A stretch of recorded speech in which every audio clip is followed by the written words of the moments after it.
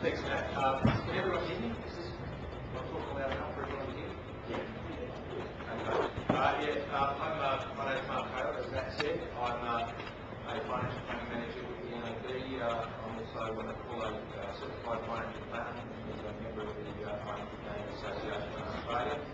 And I've got the necessary qualifications and experience to get that certified financial planner designation.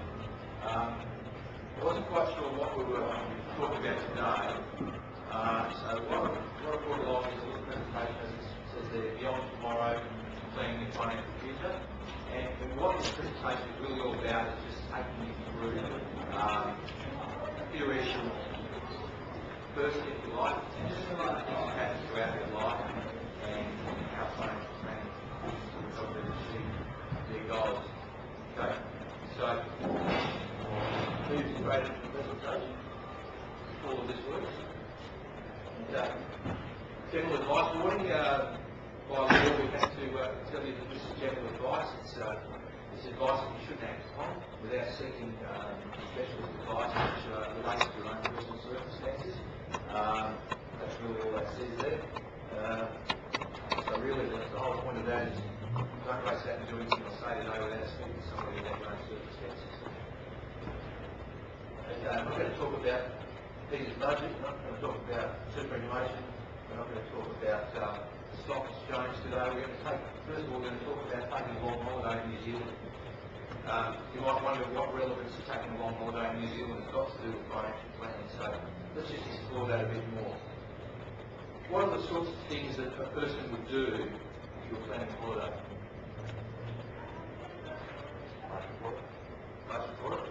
What would be the first thing you do? Exactly. You need to decide where you're going to go for your holiday, of course. That's the first thing you do. Other things you might do would be, okay, deciding when you go to New Zealand, how long am I going to go for? You might also think about, okay, once I get there, where am I going to go? Once I get there, what am I going to go and see? What am I going to do? That sort of thing. You might also think, well, who am I going to take with me when I go on holiday? So let's just go through this. So, okay, where will I go in New Zealand? How long do I want to stay? What am I going to do when I get there? Who am I taking with me? Finally, okay, once I've decided all the things I'm going to do, how much cash do I need? Okay? So, really all this is about is saying that taking a long holiday is a bit like planning your financial future. Or planning your financial future is a bit like planning for a holiday. So if we look at this table here, when you're planning a holiday, first of all, you're working out where you want to go. If you're planning your financial future, you've got to decide what your financial future looks like before you start planning for it. What sort of lifestyle do you want in the future? Okay. What are you going to do once you get there? In other words, what sort of things do I want to do in my future? What do I need to be saving up for and planning for in the future? Do I have to consider anybody else when I get there, when I get to my destination? Is there anybody else that I have to concern myself with? We need to do, independent houses, that sort of thing.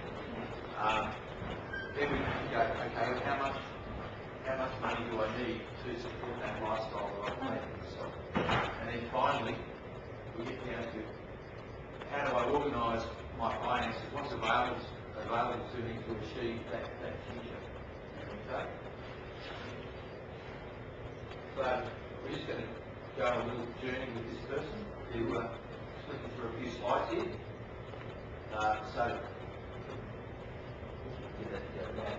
But Elizabeth, she's just started out in the workforce. She's renting at the moment, sharing a place with a few of her friends. She's having a good time, going out doing lots of things, spending most of the money, doing all the things that young people do. And then she's promoted to sales assistant, so she's earning a bit more money now. A bit further down the track, she meets Mike at the nightclub. And then she receives an inheritance of $10,000, a bit further along in her life. Okay, so at this point in time, her concerns are, how do I create wealth for the future? She's worried about the performance of her existing superannuation, and she's got because she's changed jobs, she's got a couple of superannuation funds, and she wants to consolidate those all into one so that she can save sort of the money on fees and so forth. So that's her first point of call, if you like, for financial advice. So some of the solutions which you might want to consider are, now that she's got a bit of money, she's earning a bit more, she might want to commence a regular savings plan to put away a bit of that money that she's earning, and she might want to switch her super over into something that's going to earn a bit more. So basically here we go, here's some of the advice that she might receive. She could put her savings into a deposit, or she could invest it in Australian shares. If she invests in Australian shares, she's going to do considerably better than just putting it in the bank. So that's the sort of advice that might be appropriate to somebody of that age. In terms of the super, she was concerned about the returns for a super. So after speaking with a financial planner, the financial planner has suggested to her that perhaps she should be a bit more aggressive with the way she's got a super invested, because she's got a very long time frame ahead of her until she can actually get her hands on a super, so she might as well have it working hard for her from now until when she retires. So the financial planner suggests that she switches out of a balanced portfolio to something that has a higher proportion of growth assets in it, and over a period of time you can see there that that would mean that she'll earn a little bit more money on a super as the years go by. Eventually, Mike pops the question and they get married in their early 30s. So we've got a new life event, which might require some more advice moving forward. Elizabeth gets another promotion and decides she's going to buy a house.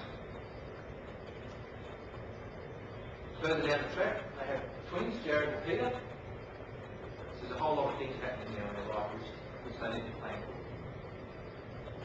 So their concerns are now that looking after the family, and there's also some concerns about the fees that Mike's paying on his super. So here's some solutions, some possible solutions that they might want to look at. So it suggests that Mike joins Elizabeth's employer plan, where the ongoing fees are lower than the existing super plan that he's got, his personal plan. We're looking at putting a bit more money into super for Elizabeth. Now that they're married, they nominate each other as beneficiaries of their superannuation, so if anything happens to either one of them, the other person is entitled to the superannuation benefits. They also, now that they've got a house, they need house and contents insurance to protect that asset, and also we're looking at putting in place some life and income protection insurance for them to protect each other if anything should happen to them in the future. So the outcomes of that is that as a consequence of Mike shifting his super across to Elizabeth's employee plan, you can see there from that example there that he's actually saved a little bit of money on fees. If he saves a little bit of money on fees, then he's going to have a larger retirement benefit when he actually retires. Okay, further down the track, the kids start school. Elizabeth goes back to work full time. And she gets another promotion. She's doing well. Unfortunately, Mike has an anxiety accident. So he can't work anymore, he's in bit of trouble. So that's where the insurance that they put in place before comes into play. Because he's got that insurance cover, this money comes in to tide him over until he's back on his feet. At this point in time, their concerns are obviously wealth protection. They've created some wealth now, they need to protect it, that's what the insurance is all about. They're still concerned about the superannuation. Will they have enough? They've got a home loan, they've got debt to pay off. They're basically now on one income because Mike's got an anxiety accident. What can they do about that? So some of the solutions are that now that Elizabeth's earning more money, she's got some more money to save. So we're looking at salary sacrifice of $15,000 into Elizabeth's super. We can reduce the mortgage or the impact of the mortgage by changing the frequency of her payments. We can look at increasing the level of repayments she's making. We can also look at using salary crediting. We can also look at using a credit card for day-to-day living expenses rather than paying cash for it. So